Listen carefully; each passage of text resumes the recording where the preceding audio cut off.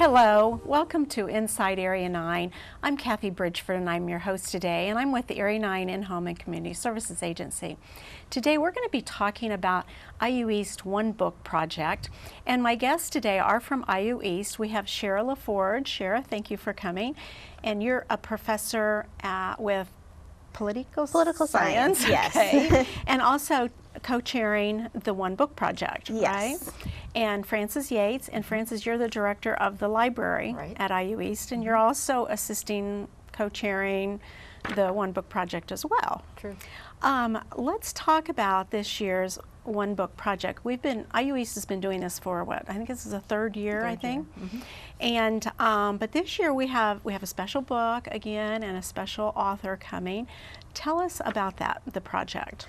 Yeah, absolutely. So this is our third year. For those that have been kind of following it, the first year we had Dave Isay here. Last year we had Doc Henley with Wine to Water. And this year we've chosen a book, For the Love of Cities by Peter Kageyama, which is all about building really livable and lovable cities. Mm-hmm. So it should be an exciting book to get the community involved with. Mm-hmm. It is.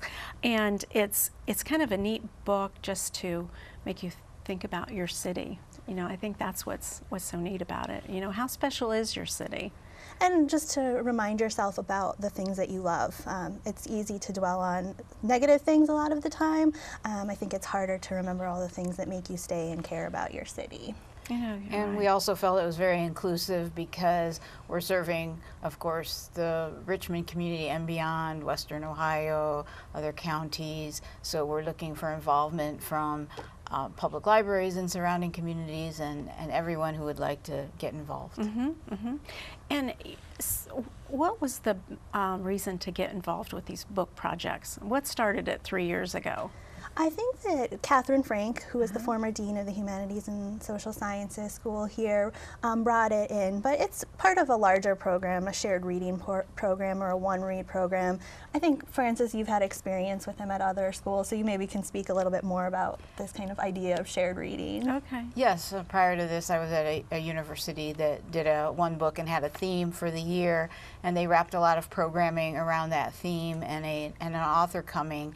And it's good to connect both with the campus, the community, the K-12 schools in many cases, and so that when the author comes, a lot of people can participate in seeing that process of getting from idea to paper. Then as we read it, of course, we see how we can put ideas into action. And so having a one book, one community type read program enables a lot of people to have an impact on each other and on their community. Mm-hmm. So all staff at IU East get a book, and students, do all students or new students, or how does that work, get this book?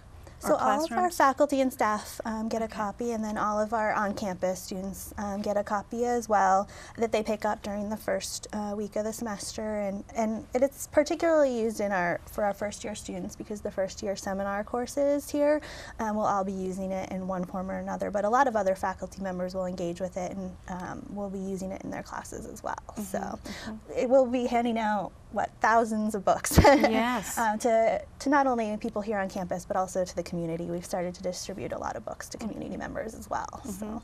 And then the idea is for all these people to read the book and then just start sharing their feelings, about their city, whatever they feel about it. Love notes, as we called it at one point. You know, right. Just kind of love notes about it. Yeah. Yes, and we've given out. Well, we're ordering over 2,000 copies, and that's with the support of IU East.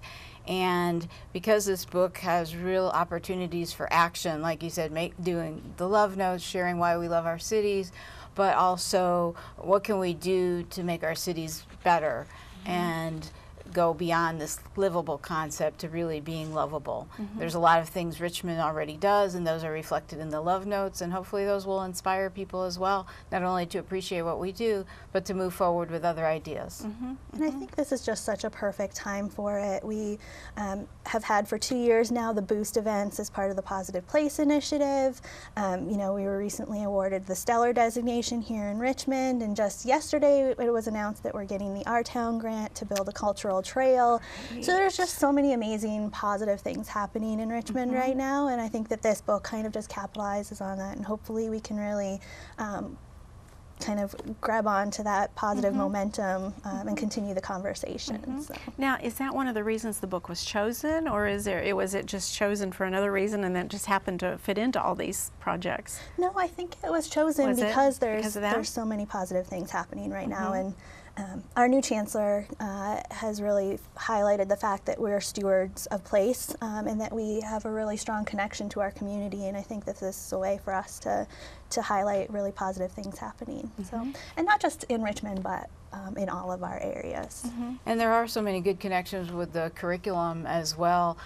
In addition to the first year seminar, faculty here from criminal justice to communications and other disciplines are using it as part of the text in their classes, and students may go out and do action projects. One faculty is going to have her students do a community survey, so it's able to be applied to various events and projects both on campus and in the community.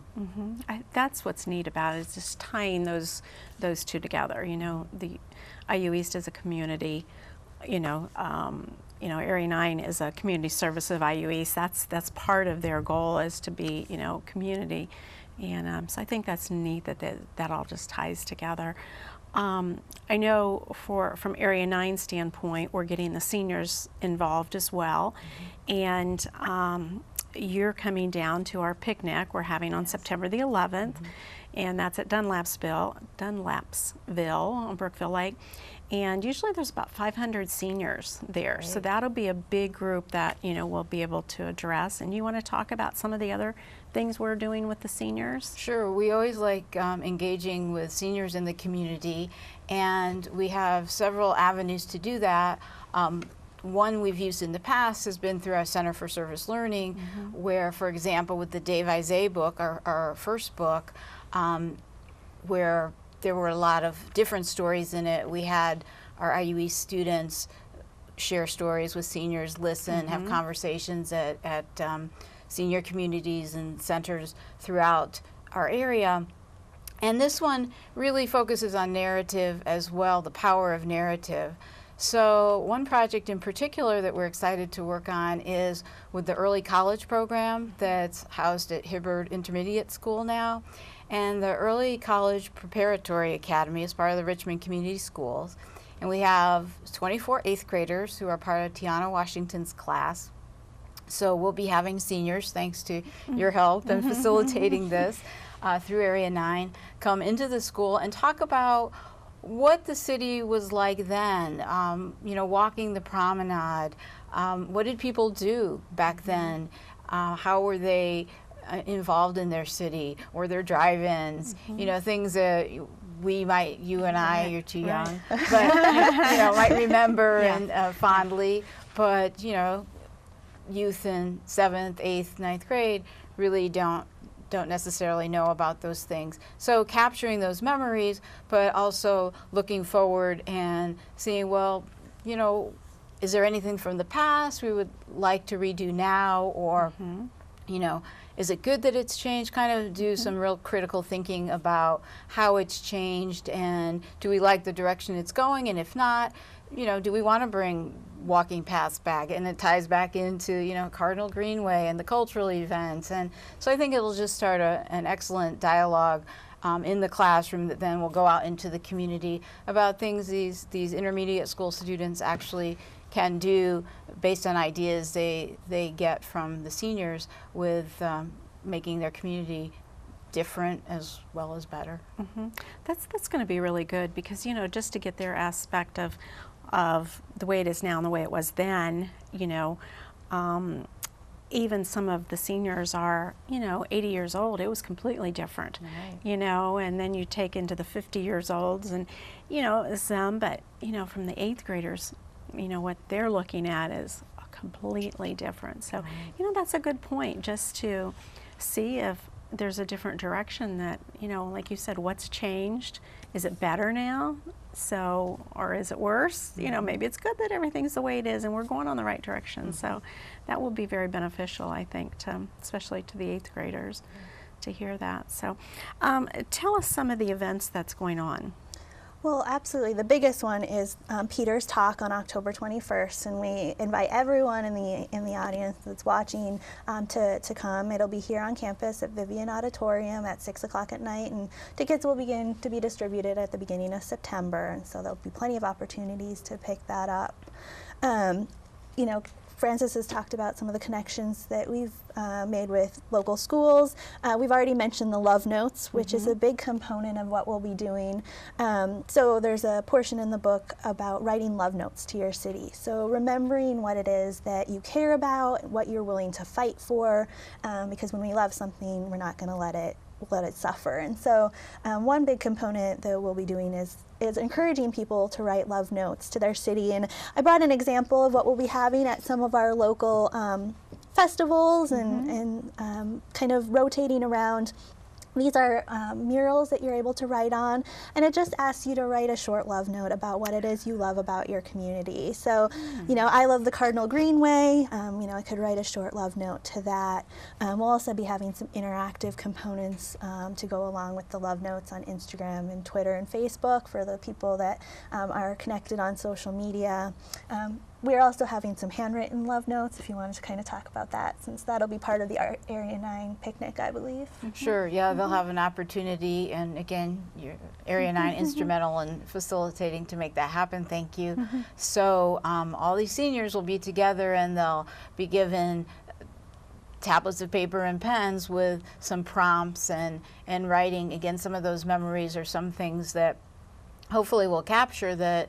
You know, I'm sure there'll be a lot of surprises as well as things we already knew, and we're really looking forward then to transferring those to an online forum so that everybody can benefit from their experience and knowledge. And I am personally hoping we'll get some stories about, you know, how people met and, you know, it was just such a different world. And you know, were there dances, were there carriage rides, you know, what were the gathering places. So sharing those and having so many seniors together at that picnic will be a great opportunity. And I think it kind of creates excitement and a buzz, if you will, of, oh, what did you write? And comparing notes. Oh, yeah. And then that generates more writing and more sharing. So. Yeah. Oh, yeah. And the One Book Project is so exciting because you never really know how faculty or staff or the community will latch on to an idea. There's so many different ideas in this book. We've been reaching out to nonprofits. We'll be having kind of a nonprofit brainstorming meeting to see really what positive things they're already doing, where they can capitalize and work together, since we have so many wonderful nonprofits in this area. Our Center City Development Board is going to be doing some things with it, some education for merchants and getting them involved. Hopefully our city officials and some of our government officials will get involved in the book as well. So we're still pretty early. It's kind of that dead zone where a lot of faculty aren't back on campus yet, so we haven't heard everything that people are going to be doing, but it's really, it's so exciting to see the calendar build as we get nearer and nearer to the event and see all the different ways that people use the book in their class and in the community. Yeah. I don't know, you know, we might want to just like put some of those little boards at the senior centers, you know, and then, you know, as people come in, you know, and they'll start talking about things, and we might even just do something like that, or just the love notes, you know, put those at each of the senior centers as well and let people have an opportunity. And the event on October 21st when Peter comes. Now that's free, right? Yes, okay, but they have to have a ticket. Yep, and those tickets are free. Well, they've always been at the bursar's office here on campus, but our hope is, since this is such a community-driven book, that we'll have them at some other locations so that people don't necessarily have to come to IU East to pick up their ticket, but we'll obviously highlight and advertise that pretty heavily once our tickets are available. But we want everyone to come out because I think that he'll be a very engaging speaker, and he'll be able to really hopefully give us some great advice and some motivation for what we can continue to to do in Richmond. Mm-hmm. And if seniors do want to get involved, say have a book club around it, have a few book discussions, we can work through the IUE Center for Service Learning to maybe connect them with a student. We have a lot of students in our it's called M300 in Education, Pluralism in Education course, where they're specifically want to work with the senior population, and we have over 20 senior communities now involved as partners with the center. So we'd welcome individual seniors contacting us and maybe wanting to host an activity or get involved in a book discussion group. That's a great idea. That's a great idea, and especially the book clubs. There's a lot of book clubs around, and so that would be a fun thing to do. I'm in a book club with some friends, and it would be fun for just us to talk about the love notes type of thing. And what do you remember? And where did you hang out, or with your boyfriend, or your husband, or whatever, so yeah, that'll be exciting, just for me personally to start doing that. And I think we probably ought to mention too, if there's any seniors that's listening today that wants to be a part of it, they can contact our office, and we can give them information about the picnic, we can give them information about the senior centers. Then they can go there as well, if they want to get involved with anything, as far as like the picnic, coming to the picnic or something. Sure. It's just for that part of it. But are you working with the depot area to do some things down there? We're hoping that a couple of our murals will be in the Depot district. So we have talked to people down there, and in our Center City area too, in Uptown Richmond. Last year we had our homecoming parade down there, so I think that we have a pretty good connection to the Depot district. And obviously with Humanities and Social Sciences opening up room 912 in Uptown, we also feel really connected to that area. So we definitely want to have some things down there as well. So whether it be events, or if reading groups want to kind of congregate down there, again, we're open to anything that people want to do.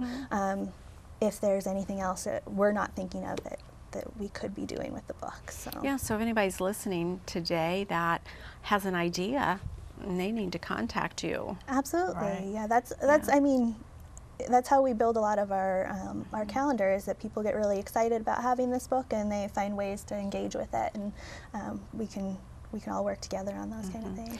We're really lucky to be able to have the writer come, the author come, as well, so. Well, and just this morning I was talking to someone at the Grassroots Center, and she was saying that she read the book, and then she went to some of the blogs that were linked through the website of the book, and then through that she was reading different blogs, and she got an idea for a program, which I won't spoil the surprise, but it was just something I had never thought of. And she really kind of dug deep into the resources, and I haven't gotten to the blogs yet, so now I'll have to go do that. But it gave her this idea that now she's going to take that and adapt it for our community, so hopefully I'm sure she'll get that off the ground, and then we'll start hearing about it. And that's just because, she was introduced to this book, which then led to other resources. So I think that kind of information sharing, of course, as a librarian, that's what I'm all about. But you never know what's going to spark somebody's motivation or lead to another idea that then leads to action. So, so having the author here is always inspirational as well. Oh, yeah. Yeah, and there is a For the Love of Cities website that he does keep pretty well updated. He's part of a larger body of literature or research, or people that are engaged with what we call placemaking. And it's the idea of not just building cities, but building places that you want to live in. And it's a part, we focus, when we talk about economic development, we focus on getting jobs, but we don't always focus on how do we keep the people that we have gotten jobs here and engage with the community. And so he does have a lot of resources, and there's a lot of stuff out there for people that are interested. When you start reading the book, he references a lot of other people that are writing on this kind of material, and it's just a very important component of making sure that the city you live in is one that people want to stay in once they get there too. And I think it does go back to the foundation of making connections, and you know, one of my goals with outreach to K-12 is always, you know, connecting youth with seniors really shows them not only historical picture, but a larger picture of not only life, but, you know, the difference one person can make in how we live our life. And if there's a lesson to be learned through all the themes of these books, I think it is that the power of one and then coming together, you really can have a strong impact in the community. So I think the seniors will be a great source of information as well as inspiration for them. I just got goosebumps from that, Francis. No, it's very important. It's about co-creators, and that they don't have to be people that are in power or elected officials. It's a lot of profiles of people that just cared about the city that they were in, and they really wanted to see it be better. And you know, we profile cities like Detroit, where we often think that there's so many problems, but there's a lot of very passionate, committed people, just like you see in Richmond. There's a lot of people that are fighting for the city, and that's a really powerful thing to have. That those people, he even points out that those people get stressed out and they get worn down, and so it's important that new people step up all the time to help them out and build on what they've already done. So, you know, you always hear, well, people say, well, I can't make a difference. I'm just one person, you know. But this type of event, one person can make a difference, because, like you said, that one person had a suggestion, and then it's going on further now. Right. So you know, it can, because you're going to combine all this, and yeah. And if you have that idea and you're just one person, I bet there's someone else out there. And That's so right. some of what the book is hopefully going to do is bring together and highlight what different people are doing, so that you can find a built-in network to work with, because it's a lot of work if you're just one person. Right. So, you know, we have 3 co-chairs, and it's still a lot of work. So it's always good to build on. And I do think, you know, we have the Grassroots Action Center. We have some other organizations that are bringing people together to try to make a difference too. So I think that's really important to highlight. And the other thing about bringing people together is, when you think about, you know, the co-chairs on this committee, there's one who, you know, we're all involved in the community in different ways, and we each have a very different role on campus, but yet we're coming together and then combining those resources and those forces, if you will, to have a larger impact. And if it was just me or just this person or just that person, I mean, you may have an impact, of course, but the power of bringing it together, right? Definitely. When the author comes here, will he be here just for the day, or is he here for a couple of days? Well, we don't know his final travel schedule yet. But he will be here on October 21st and 22nd. So his talk will be on that night of the 21st. He'll be at our IUE Spirit of Philanthropy lunch on the 22nd. I think that Center City will be hosting him for a breakfast, we're hoping, on the morning of the 22nd. But he's been pretty open that he would like to meet with all of the people that are involved in the community. And so we're working on, once we know his schedule a little bit better, about building time for him to sit down with people in nonprofits, and the senior community wants to sit down with him. You know, kids are some of our students here on campus. He said that he really just needs coffee, and he'll be happy to meet with anyone. So I think that that'll be a really good opportunity too, because how often do you get a chance to sit down and really pick someone's brain who's been so kind of committed to this idea of building places that are lovable. So hopefully that'll be a really great part of the event too. So. Have you heard why he chose this book to write about, or is it because of a city that he's been in, or have you gotten any insight into that?